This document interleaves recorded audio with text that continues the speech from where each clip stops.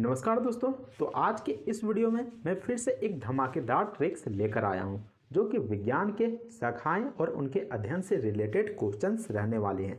अगर आपके सामने विज्ञान की शाखाएं से निम्नलिखित क्वेश्चन आते हैं जैसे कि डेंड्रोलॉजी क्या है, सेरोलॉजी क्या है, एंटोमोलॉजी क्या है, एपीकल्चर क्या है, सेरिकल्चर क्या है, इस तरीके का अगर क्वेश्चन आता है तो आप ट्रिक्स की मदद से बिल्कुल झटाक से आप जवाब दे सकते हैं। आखिर कैसे, तो इस वीडियो को एक बार ज़रूर देख लीजिएगा, आपको याद करने में बहुत ही ज़्यादा आसानी हो जाएगी। तो चलिए वीडियो को शुरू करते हैं। तो देख सकते हैं कि पहला क्वेश्चन में पूछा गया है कि डेंड्रोलॉजी, तो डेंड्रोलॉजी किसको कहते हैं? तो वृक्षों एवं झाड़ियों का अध्ययन को हम डेंड्रोलॉजी कहते हैं। तो यहाँ पर देखिए जो डेंड्रोलॉजी में वर्ड आ रहा है डंडा, डंडा वर्ड आ रहा है। यहाँ पर देख सकते हैं डंडा वर्ड आ रहा है। और डंडा हमें किस चीज़ से मिलता है? तो जो हमें डंडा मिलता है वह वृक्ष और झाड़ियों से मिलता है। आप कहते होंगे ना, जब कुछ होता होगा, मार धार हो जाता होगा तो आप डंडा खोजने लगते होंगे, चाहे बांस ही क्यों ना हो। तो बांस कहाँ से आता है? तो वह झाड़ी से आता है, यानी कि वृक्ष से आता है। तो हम कह नहीं सकते हैं कि डंडा कहाँ से मिलता है? वृक्ष से मिलता है, पेड़ पौधे से मिलता है। तो वृक्षों और झाड़ियों के अध्ययन को हम डेंड्रोलॉजी कहते हैं। तो इस तरीके से आप याद रख सकते हैं। नीचे में देख सकते हैं सेरोलॉजी, और सेरोलॉजी किसको कहते हैं? तो छिपकलियों के अध्ययन को हम सेरोलॉजी कहते हैं। और इसको कैसे याद रखिएगा? तो जो सेरोलॉजी है, यहाँ पर देख सकते हैं सेरो यानी कि सिर, सिर, और सिर पर क्या गिरता है? सिर पर छिपकली गिरता है। क्योंकि छिपकली कहाँ पर रहता है? तो वह हमेशा कहाँ रहता है? तो छत पे रहता है, यानी कि कह सकते हैं ना कि हमारे सर के ऊपर रहता है, देखते हैं ना दीवार में रहता है, तो वहाँ पर छिपकली रहता है और हमारे सर में गिर जाता है। तो आपको याद रखना है कि सेरोलॉजी यानी कि सिर में छिपकली गिर जाता है। तो आपको याद करने का ट्रिक हो गया सेरोलॉजी, जो कि छिपकलियों के अध्ययन को कहते हैं। वही तीसरा नंबर में देख सकते हैं एंटोमोलॉजी, और एंटोमोलॉजी किसके अध्ययन को कहा जाता है? तो कीटों के अध्ययन को हम एंटोमोलॉजी कहते हैं। और यहाँ पर देख सकते हैं एंटोमोलॉजी वर्ड में यहाँ पर एंट वर्ड आ रहा है। एंट यानी कि एंट किसको कहते हैं? यानी चींटी को कहते हैं। चींटी को हम एंट कहते हैं। और चींटी कैसा है? तो चींटी भी एक कीड़ा ही है, यानी कि एक कीट है। तो आपको ध्यान रखना है कि एंट किसको कहते हैं? एंट यानी चींटी, और चींटी एक तरीके का कीड़ा होता है, यानी कि कीट होता है। तो कीटों के अध्ययन को हम क्या कहते हैं? एंटोमोलॉजी कहते हैं। तो आपको ध्यान में रखना है। अगले क्वेश्चन में देखते हैं हर्पेटोलॉजी, और हर्पेटोलॉजी का मतलब क्या होता है? तो इसका मतलब होता है सरीसृप का अध्ययन। और सरीसृप का अध्ययन का मतलब क्या होता है? तो यहाँ पर सरीसृप का मतलब क्या होता है? तो सरीसृप का मतलब होता है वैसे जीव जो रेंगते हैं और उसमें रीढ़ का हड्डी पाया जाता है, उसको सरीसृप हम कहते हैं। जैसे में क्या हो गया? तो जैसे में सांप हो गया, मगरमच्छ हो गया, तो ये सभी जीव सरीसृप के अंतर्गत आते हैं। तो आपको ध्यान में रखना है। अब यहाँ पर वर्ड देखिए हर्पेटोलॉजी, तो यहाँ पर देखते हैं हर पेटा यानी कि हर पेटो। तो पेटा में यहाँ पर देख सकते हैं पीटा वर्ड, पीटा वर्ड आ गया है। और यहाँ पर हर भी आ गया है, हर पेटा यानी कि हर पेटा, यानी कि हर को मिलकर पीटा। तो किसको पीटा? तो सांप को पीटा, मगरमच्छ को पीटा।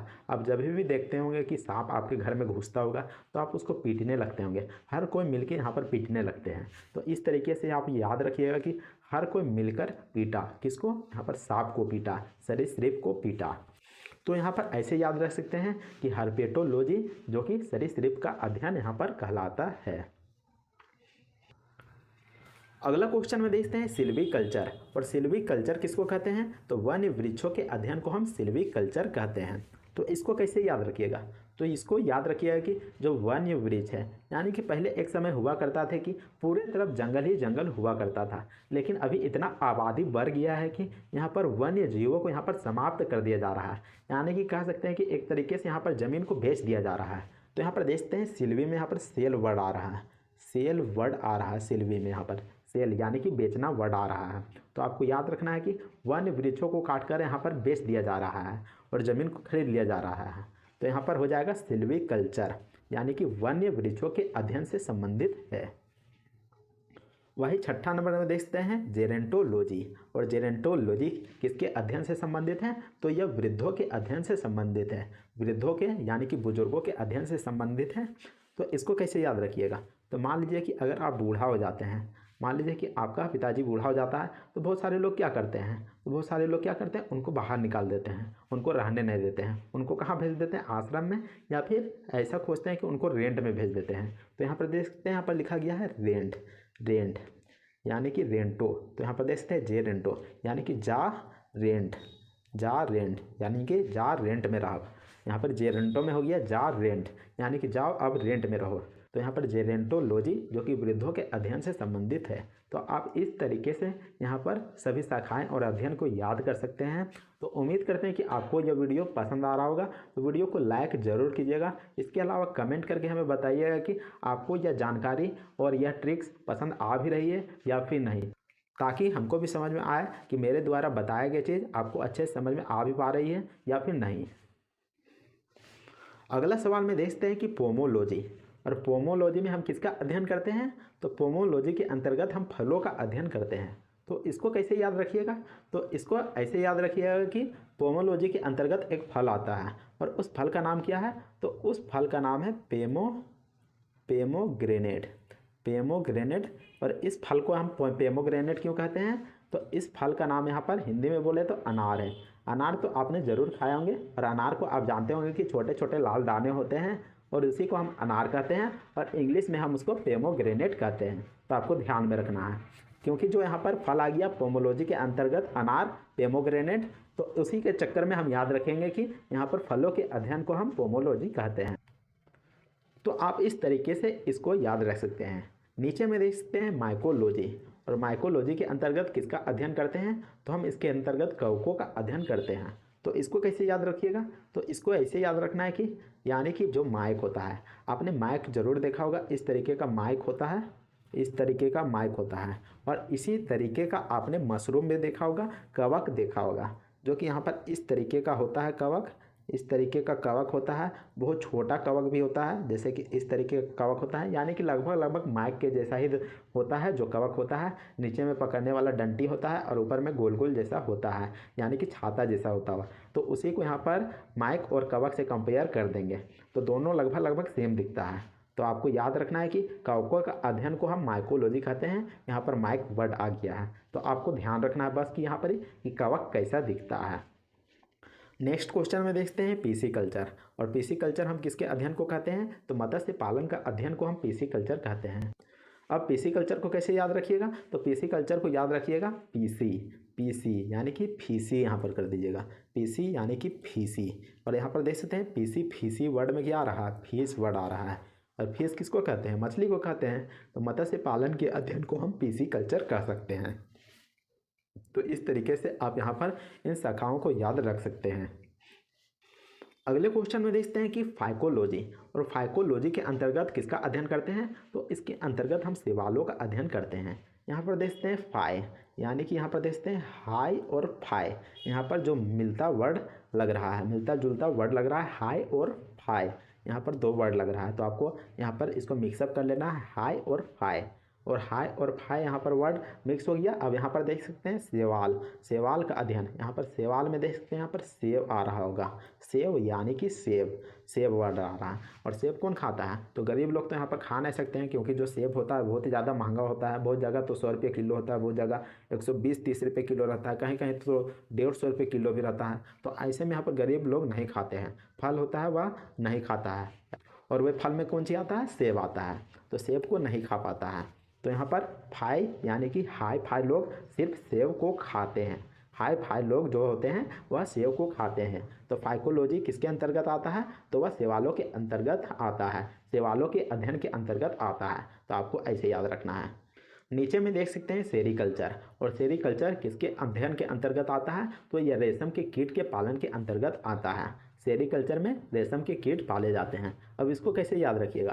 तो यहाँ पर देख सकते हैं सेरी वर्ड, यहाँ पर देख सकते हैं सेरी को उल्टा कर दीजिए, तो यहाँ पर देख सकते हैं कि रेस वर्ड आ जाएगा, रेस वर्ड आ जाएगा, रेस। और यहाँ पर रेस वर्ड मिल रहा है। यहाँ पर जब सेरी को यहाँ पर उल्टा कर दीजिएगा तो एक ही मात्रा यहाँ चल जाएगा रे में, तो यहाँ पर रेस हो जाएगा। और रेस यहाँ पर देख सकते हैं रेशम कीट पालन में यहाँ पर सेरीकल्चर का इस्तेमाल किया जाता है, सेरीकल्चर इसको कहा जाता है। तो आपको ध्यान में रखना है। अगले क्वेश्चन में देखते हैं एपीकल्चर, और एपीकल्चर किसको कहते हैं? तो मधुमक्खी पालन को हम एपीकल्चर कहते हैं। अब इसको ऐसे याद रखिएगा। तो यहाँ पर देखते हैं ए पी, मतलब एक आदमी को हम बुला रहे हैं, ए इधर सुनो और पियो। क्या पियो? यहाँ दारू पीने के लिए बात नहीं कहा जा रहा है। यहाँ पर मधुमक्खी से क्या निकलता है? तो शहद निकलता है, शहद निकलता है। तो शहद को पीने की बात की जा रहा है। तो यहाँ पर ए इधर सुनो और पियो, यहाँ पर देख सकते हैं ए पी, यानी कि ए इधर सुनो और पियो। तो क्या पियो? तो शहद पियो। तो ऐसे में याद रख सकते हैं कि एपी कल्चर जो कि मधुमक्खी पालन से संबंधित है। अगले क्वेश्चन में देखते हैं कि आर्निथोलॉजी, और आर्निथोलॉजी किसके अध्ययन के अंतर्गत आता है? तो यह पक्षियों के अध्ययन के अंतर्गत आता है। अब इसको कैसे याद रखिएगा? तो इसको याद रखिएगा आर्निथो। तो यहाँ पर देखिए आर्नी, आर्नी यानी कि मोरनी, आर्नी यानी कि मोरनी, ओर्नी यानी कि मोरनी। तो मिलता जुलता वर्ड लग रहा होगा। ऑर्निथो यहाँ पर मोरनी, ओर्नी और मोरनी। तो यहाँ पर मोरनी कौन होता है? तो पक्षी होता है। मोरनी भी एक तरीके का पक्षी है।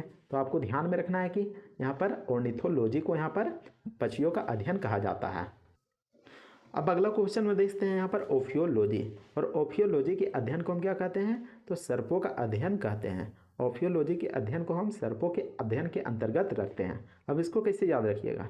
तो मान लीजिए कि यहाँ पर आपने सांप को देख लिया, आपने सांप को देख लिया, तो ऐसे में क्या कीजिएगा? अब डंडा लेके जाइएगा, या फिर जो आपका दरवाज़ा कमाड़ी होगा सब वो बंद कर दीजिएगा, यानी कि ऑफ कर दीजिएगा। और यू यानी कि तुरंत कर दीजिएगा। आप अपने कमाड़ी को तुरंत बंद कर दीजिएगा।